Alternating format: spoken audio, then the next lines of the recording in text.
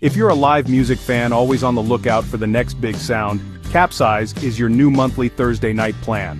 One Thursday a month, CapZeyeZ brings you live original music performances from the coolest unsigned bands, right from the awesome stage at Kick Butt Coffee. From heart-thumping rock to weird indie stuff, Kick Butt Coffee is the home for new and established acts taking the music scene by storm. Tune in, turn up, and turn on the unheard beats of Austin's most promising talents. CapZeyeZ, your front row ticket to music's best-kept secrets. Music is the only truth. Seen weekly on Mondays at 7 p.m. on Austin's public access channel 10.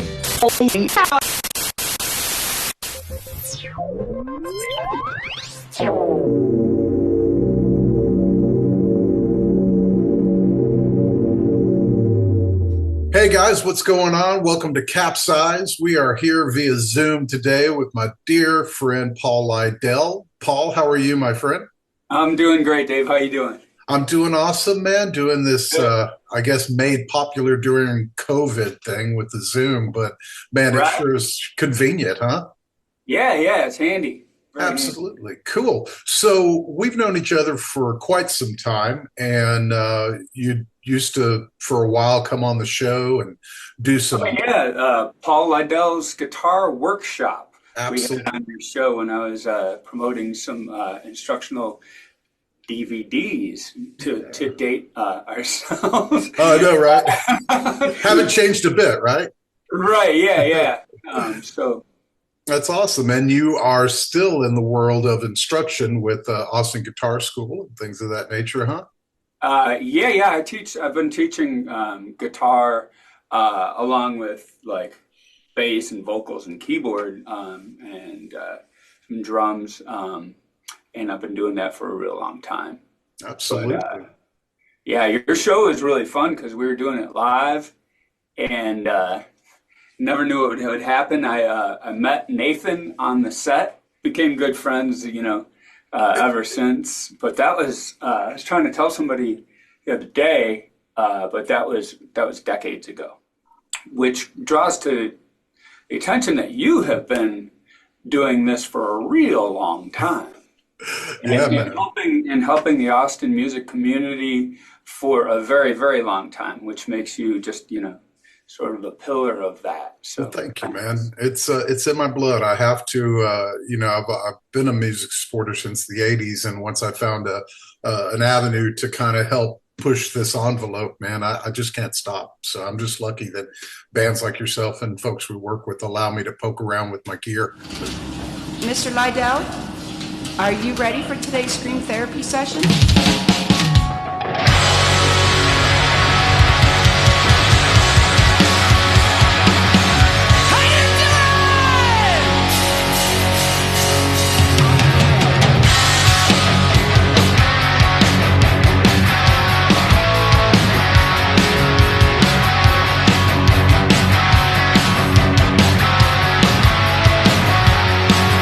You read her like an open book. Tell her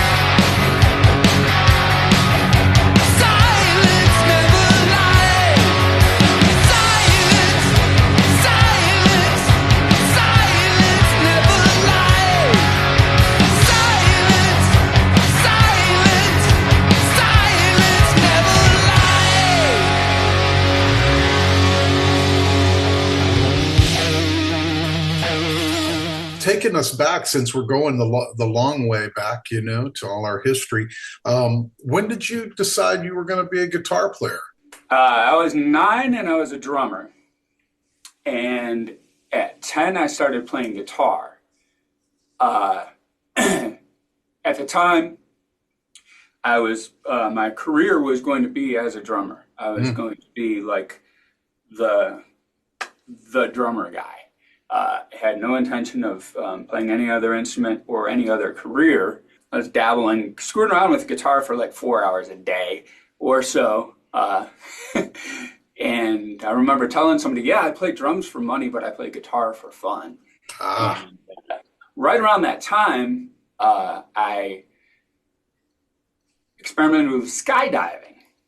And I broke my ankle and could no longer bring my drums back and forth to rehearsals. So the drums stayed at the rehearsal room, and I was left at home with the guitar, and the guitar player in that band was also teaching me to play guitar, as had been the previous guitar players in my other bands.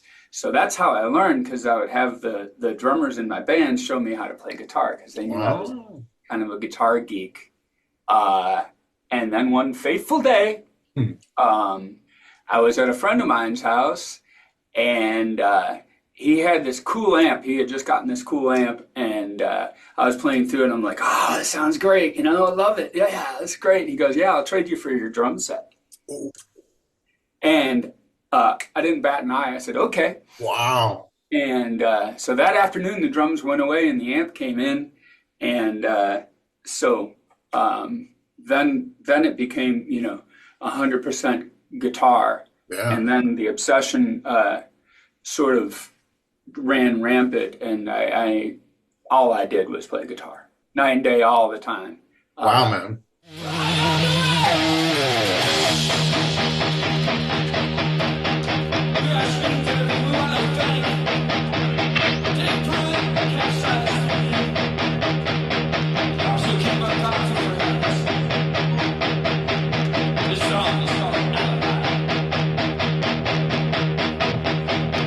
Don't mess with me and I tell you I got a shovel, a gun, and an alibi. So don't you mess with me and I tell you I got a shovel, a gun, and an alibi. Yeah.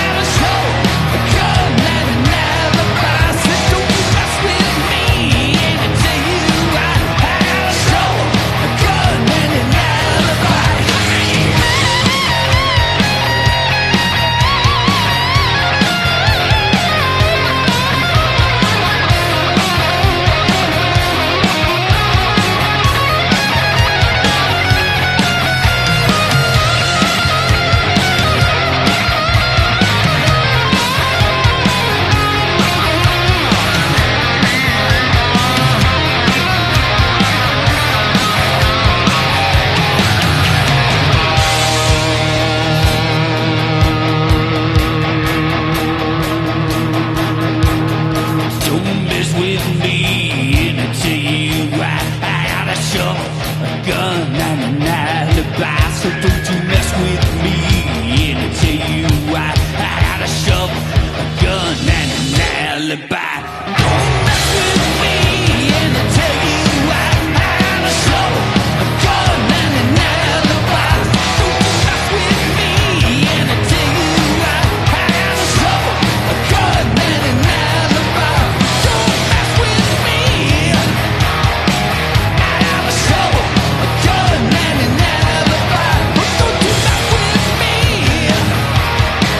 I have a shovel, a gun, and an alibi. Don't mess with me. I have a shovel, a gun, and an alibi. Don't you mess with me. I have a shovel, a gun, and an alibi. A man like yourself who does all this, and you've got your hands deep in lots of projects, and you even kind of have gone back in time to relive Dirty Looks some to this day. And, you're Well, out that there. was just by sort of popular demand. I mean, Sure. people wanted to hear those songs, and we got bugged for a lot of years. Yep. Oh, you gotta play another show. You gotta play another show. So we did, and it went well. And we even recorded it. Mm-hmm. I made a DVD out of it and everything because we didn't know when it was going to happen again. Totally. And so that brought way to a handful of other shows. There's a festival in Philadelphia, and we played a couple more times in Selinsgrove, and also on the Monsters Rock cruise. Absolutely. Satisfied a lot of fans, paid tribute to the memory of a great rock legend who's no longer with us, and did well for sure, man. Yeah. So that was a lot of fun. Absolutely. And that, along with you've been doing Dangerous Toys forever. I've got your Dangerous hands Toys 30 years now. Absolutely. And so yeah, we're playing this weekend. We're playing Saturday night at the Whiskey Heck in yeah. Hollywood, California. So that's always fun. We played there. I don't know. Was it last year? Might have been. I can't remember. But that was my first time to play there since like the 80s when Dirty Looks was touring, and we played there on our first tour. But I used to live out in Hollywood, so that's on my old stomping ground. That's what I was going to say. That is familiar territory to you, man. It is, yeah. And you're laying down the hits with LC Rocks, and you're a busy man. And that kind of brings me to how in the world did you come up with time for your own band, and how was this birth? Is this your first Paul Lidell band? Okay, so I've had a number of bands where I was the primary like songwriter and singer, and so I've kind of have that itch to scratch. So when my previous band disbanded with the pandemic, then I went through through the pandemic, I sort of went through a dry period of like a dry spell as far as writing. And so I didn't have a band to write for, and I kind of was just not writing, and I was focusing more on my YouTube channel and things like that. Mm-hmm. And then when it started to lift, started jamming with a good friend of mine, Frank Kriege, and who plays drums. And so we started, all of a sudden, all these songs just sort of popped out. And it was like, oh, okay, well, looks like we're doing a record here. And okay, now it looks like we're doing a band. For the record, Lee Young was also joined on board, and Joe Giordino played bass on the album, but now Paul Betts plays bass, and Paul Betts and Frank Kriege and I played together in another band a few years ago for like 5 years. And so we already have that tight sort of, I don't know, intuitive thing. So yeah, working with Paul is just fantastic.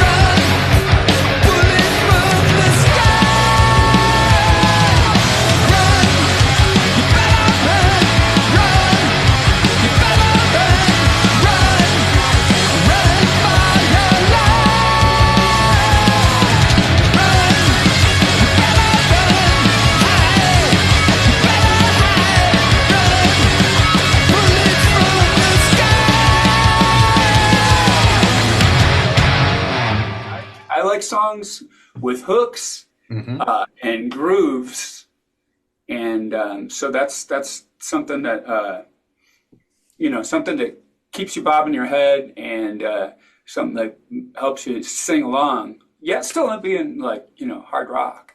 Absolutely. And even on this album, a little more metal probably than I've written in the past. Awesome. Because usually it's a little more bluesy, rocky, AC/DC-ish, Aerosmithy kind of. And this one, went just a little bit over into the metal side. It's your scream therapy. As scream therapy. So that was appropriate. Absolutely. And so the scream therapy thing, that's just, I mean, we all have to let it out, right? Yep. And so that's what music is for me. And like going to a show or playing a show is you're just letting it out, and it's really good for you. So so it's always been, therapeutic for me. And I think for the audience too, because we vibe off each other, and you see somebody having a good time and you're having a good time, and it's just this awesome thing. And it's so yeah, that's my therapy, and I need it. 100%. It's really absolutely. And so if y'all are just joining us, you're watching clips from Paul Lidell's Scream Therapy we shot at Kick Butt Coffee, where CapZeyeZ is taped once a month. We have some bands out and they played tunes for us, and we get together and chat and make these shows. Paul Lidell's a veteran of the Austin music scene, yet he's been around the world playing guitar and rocking faces coast to coast. And we're definitely excited to have him here today. The album's, I guess, in band name currently is the current one Scream Therapy, Paul Lidell's Scream Therapy.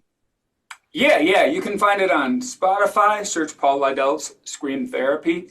ScreamTherapyBand.com. And I think the socials are Paul Lidell _ Scream Therapy, but the .com, which will lead you wherever you need to be, ScreamTherapyBand.com.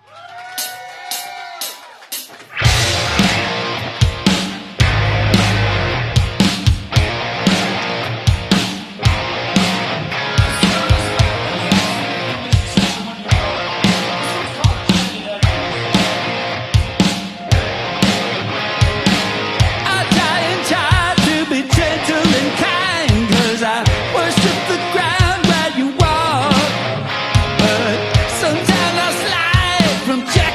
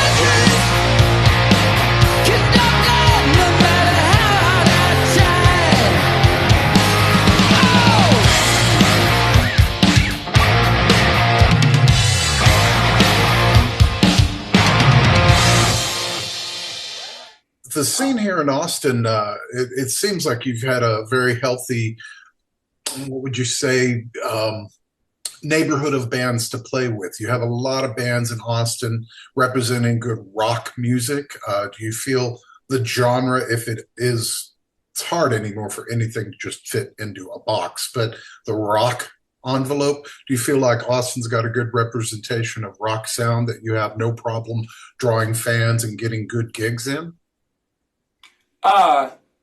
Somewhat. It's not, I mean, if you rewind back to, say, the Red River days, then, like when I was playing in Broken Teeth and Adrenaline Factor and all that, around that time, there was tons of hard rock bands. There are less of them in Austin now,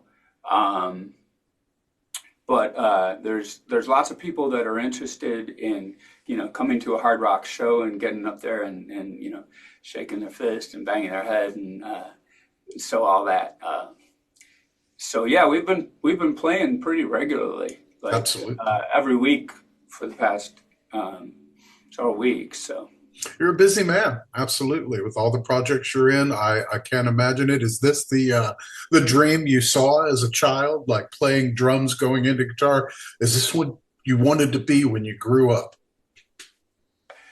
When I was a little kid, me and my neighborhood friends, and I would never admit this, but I'll admit it, would put on like the Kiss albums and Aerosmith and stuff like that, and we would pretend we were playing, and this was in my basement, and I had my drum set up on a riser, and which was an old pool table, but anyway, so my basement was set up like a stage, right? Yeah.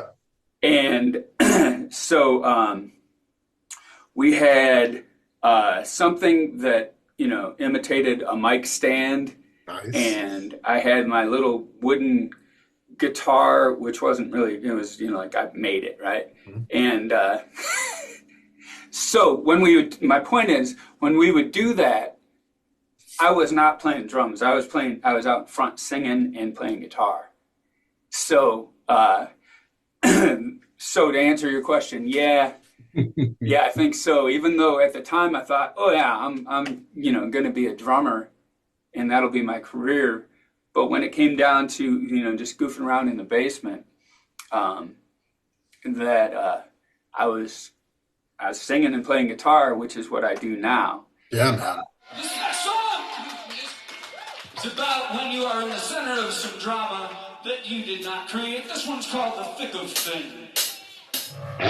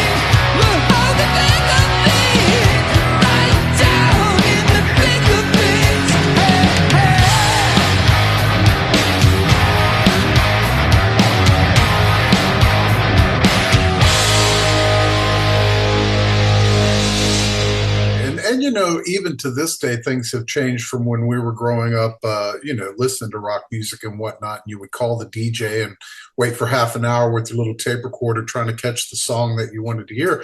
And now all they got to do is Alexa, play Scream Therapy, or, go into YouTube and pull it up, and you've got music at your arm's length. A blessing and a curse. I think it's led to the lesser popularity of going out and buying that gatefold album or the CD even, it's all online, and the music itself hasn't really been a dollar winner for people bleeding passion and spending all their hours writing this music, performing this music.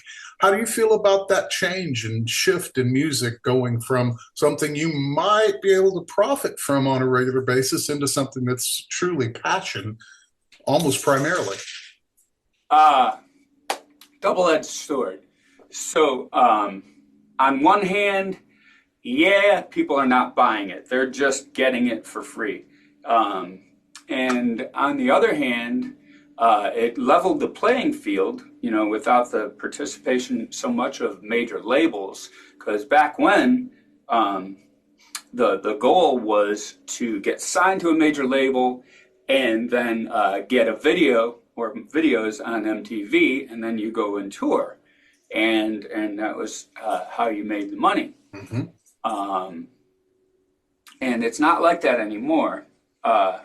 However, I have to say, in those days, when I was signed to a major label and making videos on MTV and touring all the time, I didn't have any money. So that's the same. So back then, the major amount of money would be coming from, publishing for one thing, but mainly from merchandising, from playing live, and with the major label is getting, they're like a bank, and they loan you X amount of money for recording, for videos, for tour support, and all that stuff, and they want it all back before you see a dime, basically.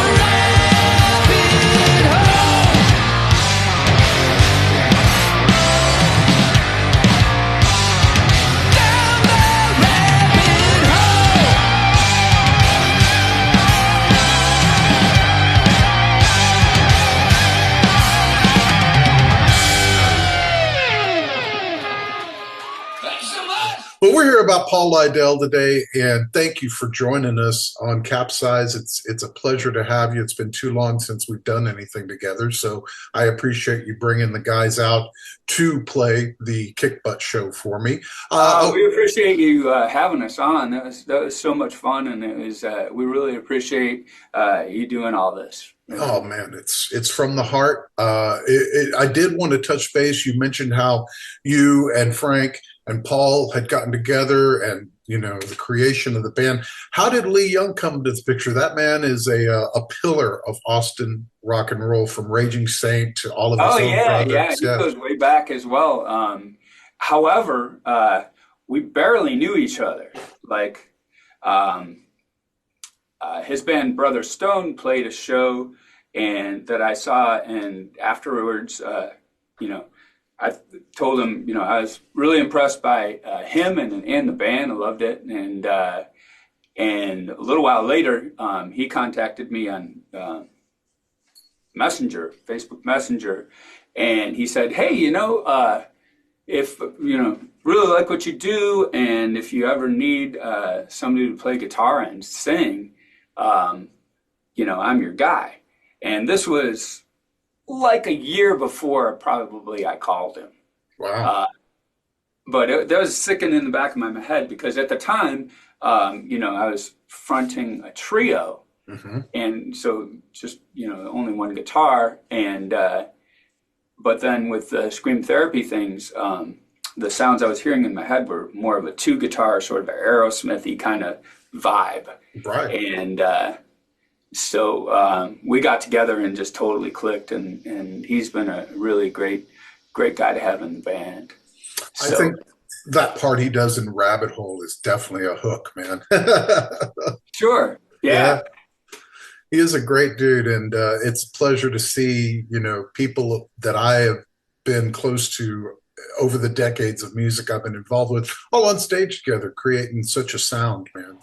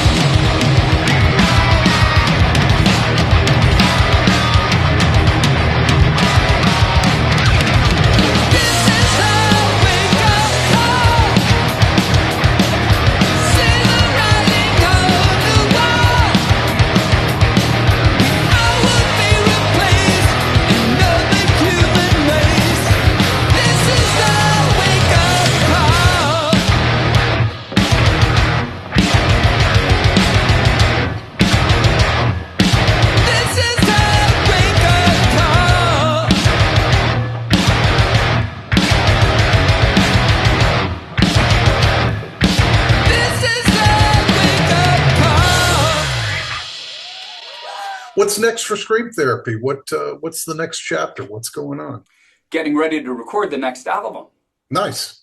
So that's been being written over the course of the last few months, and we're getting pretty ready to start that recording process again. So we're looking forward to that, and probably should have something out early next year, I would have to say. New Scream Therapy for 2025. Yeah. I love it, man. We got one more song for you. This song is the title track off of our album, which you can find on Spotify, by the way. It's also the name of the band. This is Scream Therapy.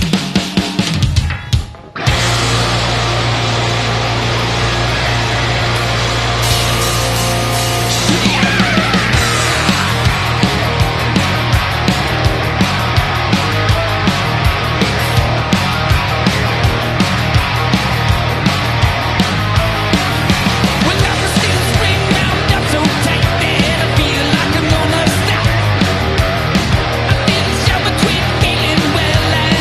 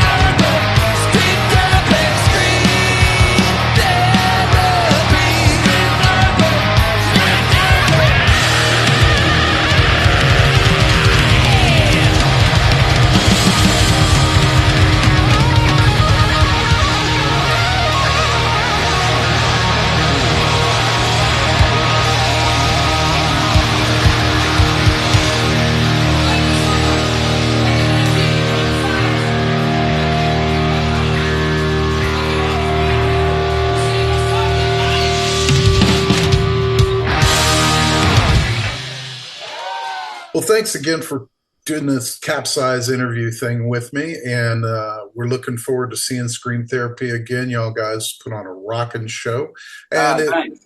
absolutely, you guys at home, it's screamtherapyband.com, and on all the social, Paul LIDEL'S _ Scream Therapy. But I think you can get there from the website, and Google is your best friend. As always, thanks so much for the support. Thanks for listening and for coming to the shows and buying T-shirts and all that. It's really, really appreciated, and we're very grateful. So as you can see, we're shooting a video tonight, right? So would you all please take 2 steps forward and let's make it look like a rock show. Come on! Don't mess with me, I tell you why. I got a shovel, a gun, and an alibi. So don't you mess with me, I tell you why. I got a shovel, a gun, and an alibi, yeah.